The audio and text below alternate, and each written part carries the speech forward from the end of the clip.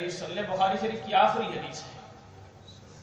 امام بخاری نے بخاری کی دوسری جلد کی آخری حدیث، بخاری نے حدیث نقل کی ہے، کلمتان حبیبتان الی الرحمن خفیفتان علی اللسان ثقیلتان فی المیزان۔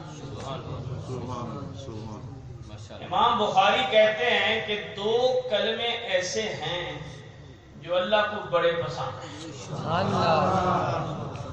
اللہ کو بہت محبوب ہیں، بڑے پسند ہیں، اور زبان سے ادا کرو تو بڑی آسانی سے ادا ہو جاتی ہے، لیکن قیامت والے دن جب ترازو میں تلیں گے تو اس دن بڑے وزن ہیں۔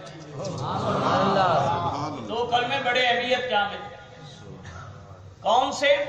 فرمایا سبحان اللہ و بحمدہ سبحان اللہ العظیم،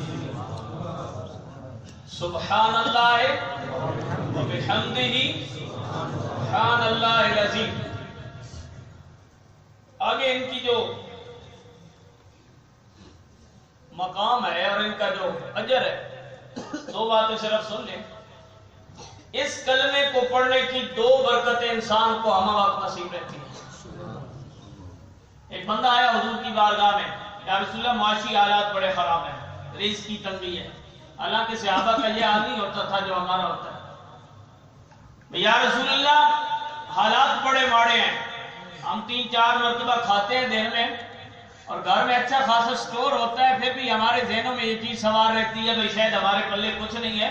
صحابہ کرام ایک ایک کھجور پہ گزارا کیا کرتے تھے، ایک ایک جوڑے میں زندگیاں بسر کر رہے ہیں۔ صحابی نے عرض کیا یا رسول اللہ حالات بڑے ماڑے ہیں، معاشی طور پہ بڑی تنگی ہے۔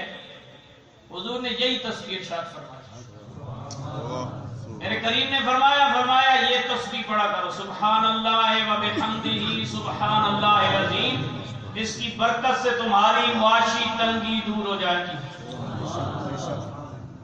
اس محفل کا لنگر سمجھ کے یہ حدیث یاد کر لیں، ان کلمات کی وجہ سے تمہاری معاشی تنگی دور ہو جائے گی۔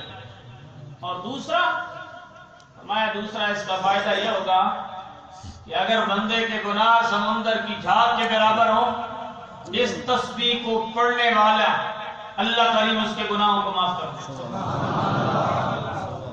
ان کلمات کی یہ دو بار خاص ذہن میں رکھیں، سبحان اللہ و بحمدہ سبحان اللہ العظیم۔